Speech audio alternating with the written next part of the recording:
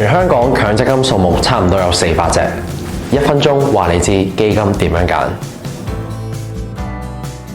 MPF 基金主要分為4大類型，包括股票基金、混合資產基金、債券及貨幣市場基金同埋保證基金。而自己到底應該揀邊一個類型，或者每個類型擺幾多個 %，就要視乎翻自己嘅風險承受程度能力。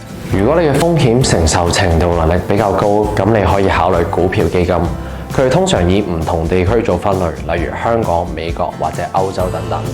並透過同時買入所屬地區唔同嘅股票去平衡翻風險同埋回報比。如果你唔想咁高風險，但又唔想咁保守，咁你可以考慮混合資產基金。佢哋由股票同埋債券組成，而每種基金兩者佔嘅比例都會唔同，例如可能係8:2，或者7:3，又或者5:5等等。不過一般嚟講，股票比例佔得越多，風險都會越多。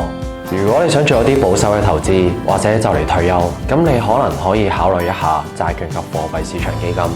佢哋主要投資各種債券同埋一啲短期嘅貨幣工具，回報未必有股票基金咁高，但係風險亦都會相對低好多。最後，如果你想有啲再低風險嘅選擇，咁或者保證基金會幫到你。呢一類型基金最主要提供一啲唔同嘅本金保證條款，或者一啲最低回報嘅保證。簡單啲講，只要你符合佢哋嘅條件，咁就可以包保你唔蝕錢。想知道更多，立即喺 GOM App 上面聯絡我哋啦。